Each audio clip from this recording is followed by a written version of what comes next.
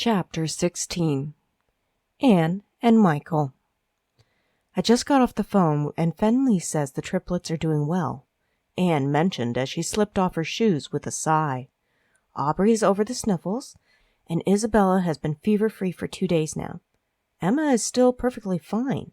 I suppose she just had the best immune system out of the 3. Amy had a great day with Cece and is going to sleep with the other kids. Apparently they've built forts. Kelly assures me it's all supervised with the hotel staff. I feel guilty for not helping, especially now that Kelly looks like she's ready to drop that baby at any moment. Michael nodded absently as he tossed his suit jacket over a chair. We are in a lovely hotel for a few days away. Anne sighed as she pulled the pins from her hair and sat on the bed. Is it bad that all I want to do is sleep? Michael sat on the bed beside her. He put a hand to her forehead. Anne rolled her eyes and gently pushed his hand away. I'm fine. Amy and I got sick and recovered first, remember? Michael gave her an unconvinced look. What? She raised an eyebrow, knowing he had something more on his mind. Pausing a moment in uncertainty, Michael took a deep breath and got up. Grabbing his suit jacket, he pulled a scrap of cardboard out of the pocket and raised an eyebrow of his own.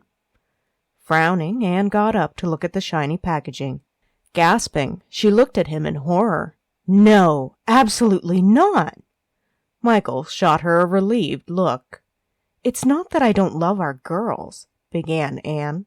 I just don't think we can cope with another after the triplets. Where did you even find that? With a motion of his hand, Michael answered her. Noah? Anne was a little confused. I thought he and Elle couldn't have any more kids. Michael nodded patiently, waiting for her to understand. If it's not Elle's, Anne thought as she spoke, it has to be someone who was in their room last night, when all of us were there altering Kelly's dress. Obviously it's not Kelly. She's ready to have a baby any moment. I'm surprised Dylan even allowed her to travel. She's days overdue. Seeing Michael's slightly alarmed look, Anne laughed. Kelly says she carried Bentley for 2 extra weeks, and this baby's small, so there's nothing to worry about. Anne leaned her head on Michael's shoulder, and he wrapped an arm around her. She thought for a moment before asking, Did you want to try again, for a boy? Michael shook his head. No. Anne had a smile at his rusty voice. It was rare that her husband talked with his speech aphasia. It was even more rare when he did say something he managed to have the right words. I know we said the triplets would be the last pregnancy. I just want you to be happy. And if you did want to try one last time, no. Michael put a finger against her lips and with a few hand gestures reminded her of how unhappy and unwell Anne had been during her last pregnancy. No more, agreed Anne as she leaned against him. Michael pulled her closer and pressed a kiss to her hair. She sighed wearily. We are getting old. He had a huff of laughter. You know they're going to be running soon, warned Anne. 3 of them, running, going through the terrible 2s, and eventually turning into teenagers. Oh dear, what were we thinking, having children so late in life? I'm going to reach retirement age by the time the triplets are in college, and here I'm being silly and offering to go through it all again. I blame the lack of sleep. Michael nodded in agreement and stifled a yawn. Maybe if they just slept through the night instead of waking each other up, sighed Anne, her eyes dragging closed. She didn't know how much time had passed, her head drooping when suddenly she jerked awake. Patting Michael on the chest, she woke him up as well. My dress, would you undo the zipper for me? She turned, and Michael obediently unzipped the offending garment. We were both just sleeping while sitting upright. Anne shook her head. Maybe we should get a nanny.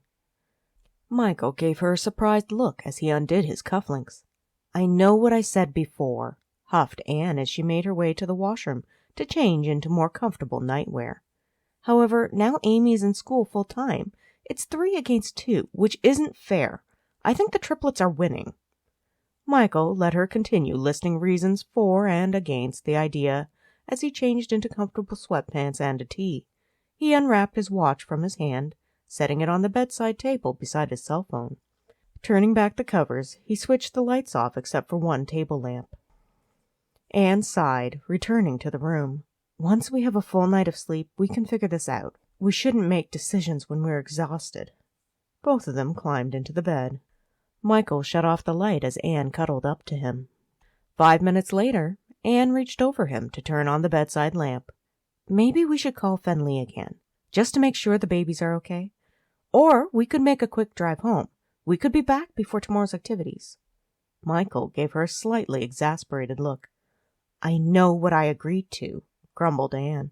I know I said I wanted a night away, and I knew I would worry about the babies, but I wanted to stay overnight for the weekend. I know Fenley promised to take the best care of them with her sister, and we'll see them Monday for Christmas. However, I'm not rational where our children are concerned. Michael pointed to his watch, noting the time. Fine, pouted Anne. She shut off the light before laying her head on his chest again. Anne sighed in the dark. With a grimace, Michael tapped Anne on the shoulder so she would look at him. He reached over to the bedside table and switched on the lamp. Raising a finger, he grabbed his cell phone and put it in her hands. I will take that compromise, decided Anne as she dialed Fenley again to check on their girls. Michael gave her a kiss on the temple and settled in for what was bound to be a long chat with their housekeeper. Cora. Cora jerked awake, the pounding of her heart beating in her ears.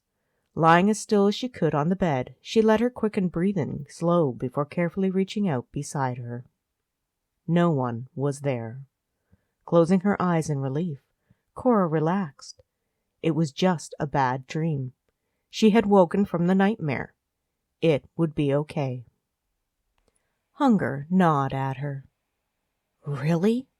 Cora looked at the clock on the bedstand. It's the middle of the night, and you want a snack. Rolling her eyes, she turned on the light and got out of bed. Finding the hotel robe, she wrapped it around her, tightening the belt over her burgeoning belly.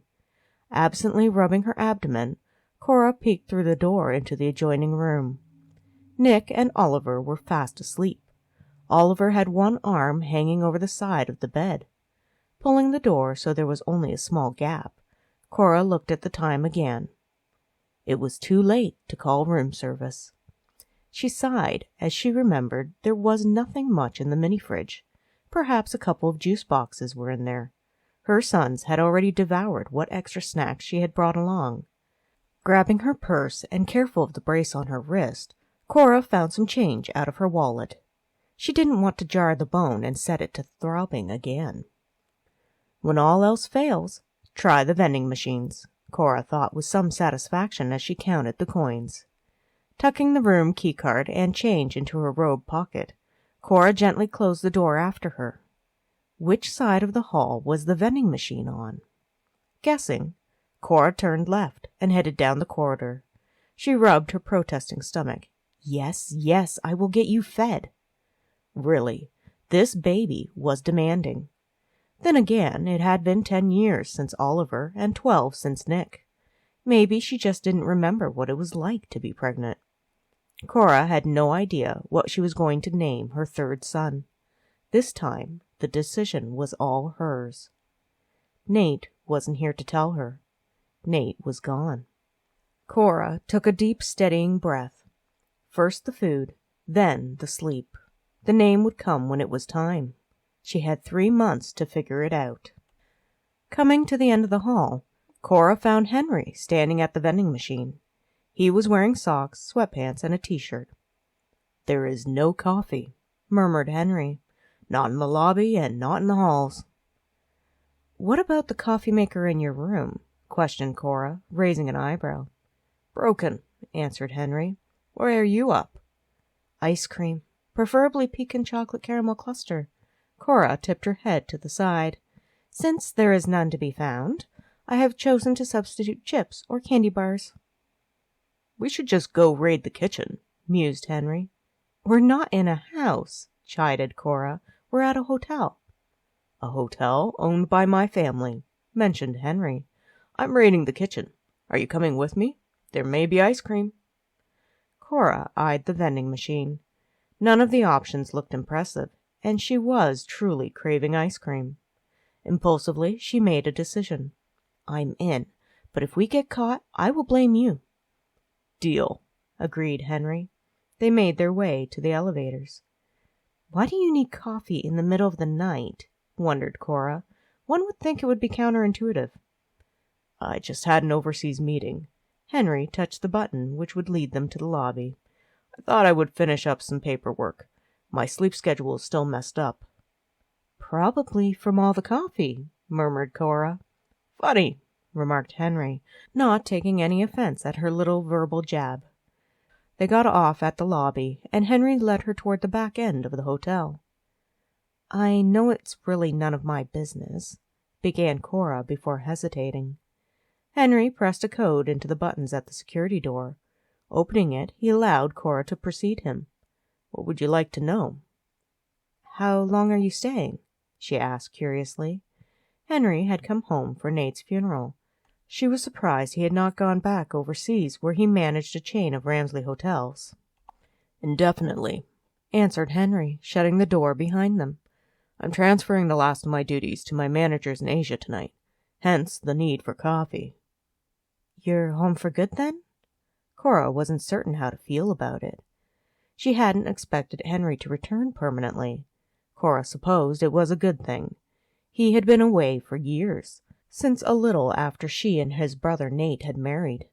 Henry had come home for different occasions and regularly spoke by video call to her sons on a weekly basis, playing games over the computer with them and Ben, but it wasn't the same. Henry had been missing from their lives for a long time. "I think we're violating a few health codes," casually mentioned Henry as he opened a fridge in the spotless kitchen. Cora found a couple of stools, putting them near the butcher's block island. Henry was deliberately not saying something. She knew this by the sudden change in subject and the set of his shoulders. She knew so much about him, and yet not as much as she used to. Cora supposed everyone should be allowed their secrets. She had her own share of them, her conscience reminded her. Henry had been friends with her in college. She had been a couple of grades younger. They had shared a class and done some group projects together. Eventually, they had shared a lot of time together as friends. Finding out Cora had no family, Henry had invited her home for Thanksgiving. She had met charming, witty Nate Ramsley, who had dazzled her. Popular Nate, who lavished attention on her. Cora had been swept away in what seemed like a fairy tale. A little over a year later, and she had wed her prince. She had the family she always wanted. Cora belonged to someone. She had thought she would be happy. Henry pulled out a container of ice cream, setting it on the butcher's block. "It's not pecan chocolate caramel cluster." "What is it?" Cora found a pair of spoons and a couple of bowls. She offered Henry a spoon, which he took. "Rocky Road." Henry peeled off the lid, ladling out a good portion in the bowls. "We always have some on hand for the kids." "It will work," decided Cora, as she sat down on the stool. She dipped her spoon into the ice cream, then closed her eyes as she tasted it. "This is good." Henry put the larger container back in the freezer before starting a pot of coffee. He sat down on the stool beside her, reaching out with the spoon and trying the ice cream. Not bad. It was hitting the spot, Cora decided. She licked her spoon, then went for another dip in the bowl. This is exactly what I was looking for. They ate in companionable silence until Henry broke it. How were the boys doing? The ice cream turned sour in her mouth. Cora managed to eat what was left on her spoon before setting it down. Nick is angry. Oliver's emotions range depending on the day. He has nightmares sometimes. I've decided to take them to counseling. Cora neglected to mention she had nightmares too. Nate running in the street. Nate stumbling, falling, and not breathing. The pain in her broken wrist. Nate angry and... Breathe, Cora ordered herself. She pulled her thoughts back into order and listened to what Henry was saying. A good idea. If you would like, I can spend some time with the boys, offered Henry. I expect I'll be available more often now. Nate had died a little less than a month ago. If anything, Henry should have more work to do now. The siblings had to cover Nate's job as well as their own. If he were coming back home full time, would he still be helping Garrett and Addison with the family business? I expect the boys would like to be able to see you regularly in person rather than over a screen. How are you going to have more time, though? Henry hesitated before confiding. I'm retiring. Retiring? Frowned Cora. He wasn't that much older than her. You're not old enough to retire. Says who? Remarked Henry, as he had another spoonful of ice cream. I don't know, huffed Cora. Everyone? I've decided to retire, shrugged Henry, not meeting her eyes. Why? Softly asked Cora. She waited in silence for an answer. Raising two boys, she had found that just waiting out an uncomfortable silence would often yield results in getting answers. Cora had a lot of patience. Too much, sometimes. Henry sighed. I have yet to tell the family, but my health isn't very good. I have another appointment with a heart specialist next week. Nate had died of a heart attack. Breathe, Cora told herself. Just breathe. Henry saw her distress. He took her hand in his, giving it a reassuring squeeze. I'm retiring, because even if things go well with treatments, the doctors have told me I need less stress. I guess I'll just need a hobby of some sort. Is it genetic? She wondered. It's possible, but unlikely. Aloud, Henry. You should have the boys checked at their next doctor appointments. You're going to be okay, though. Fear crept into her voice.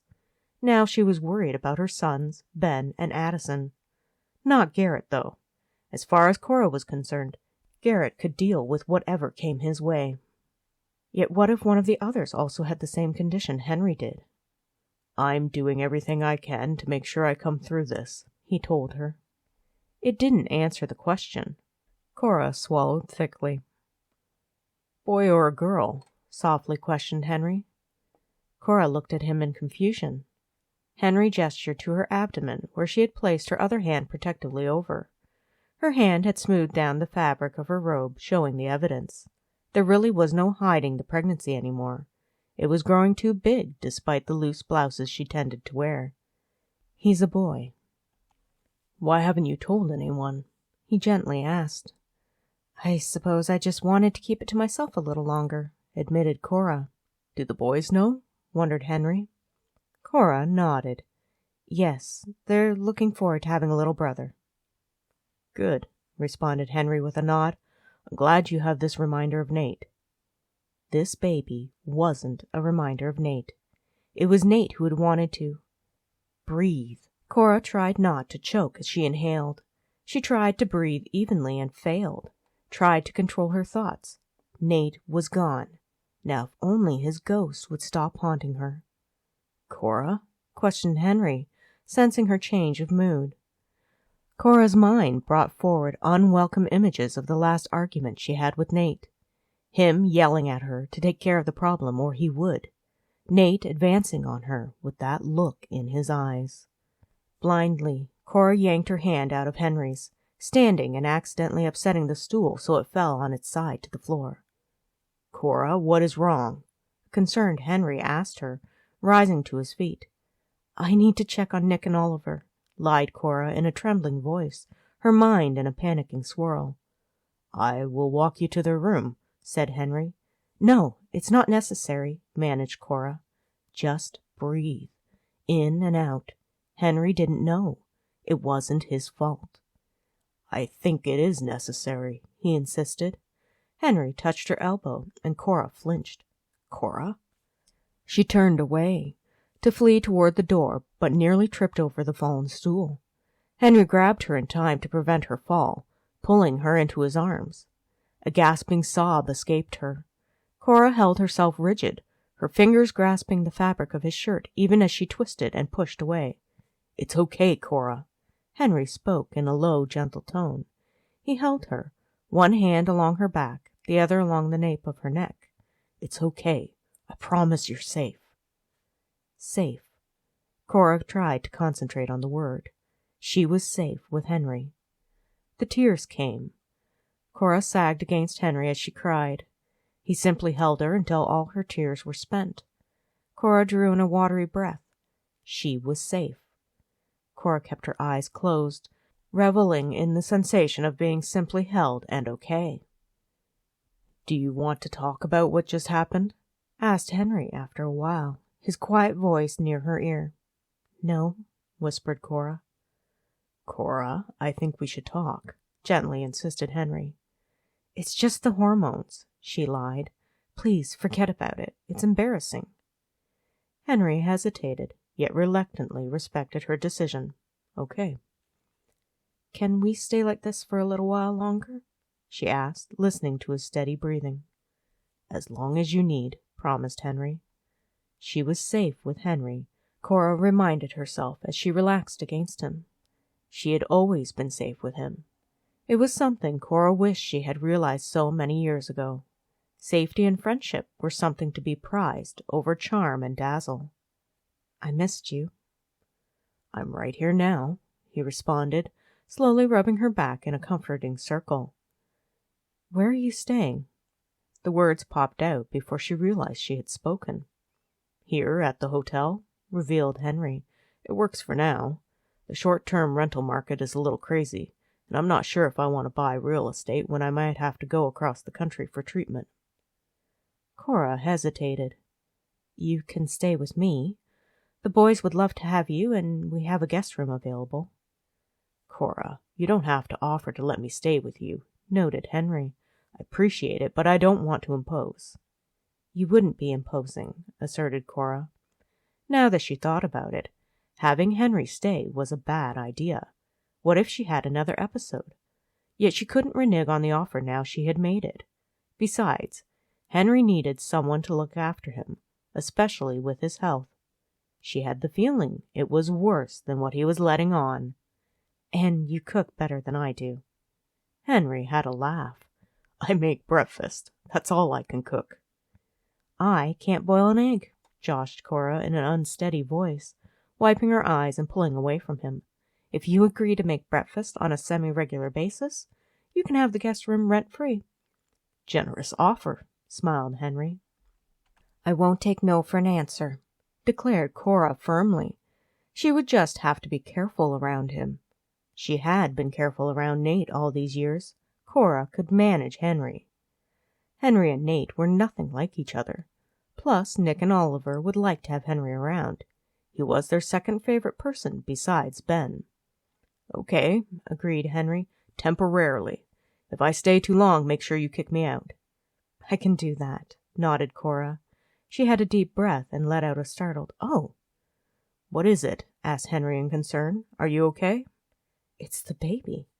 Cora laid a hand on her abdomen. The baby was small, and she didn't look as far along as she was. The doctor had expressed concern about it, yet despite the baby's size, he seemed healthy according to the scans she had undergone this past month. It was a relief. Cora had a smile, then grabbed Henry's hand, pressing it against the side of her tummy. "He's kicking. He thinks he's going to be a soccer star or something." "Wow." Henry paused, waiting. A moment later he was rewarded. "I can feel him. That's some kick." Cora grinned. "I'm so happy. Happy he's healthy and loved." "Those are the two most important things," agreed Henry. "They are," echoed Cora, as sadness enveloped her and the moment was lost. She cleared her throat and picked up their bowls, putting them in the sink. "We should get back to our rooms. I need to check on the boys." "Okay," Henry agreed. He righted the stool, going ahead of Cora to get the door open for her. Since they were on the same floor, Henry walked with her, careful to give Cora her space, but keeping an eye on her. Once they made it to their floor, he didn't suggest he walk her to her room, but bid her good night at the elevator. Cora was grateful for his restraint. She gave him a weary smile and walked away. Once in her rooms, she checked through the connecting door on Nick and Oliver, who were still sleeping, oblivious to everything around them. Cora settled the blanket over Oliver before returning to her own bed to spend the rest of the night in a sleepless state. If you enjoyed this chapter, please look for the next chapter of The Wedding, Book 10 of the Ramsley Brothers series. All of my ebooks, paperbacks, and audiobooks are for sale at Amazon. If you have a Kindle Unlimited subscription, you can read them without having to purchase. Have a great day, and happy reading, happy listening.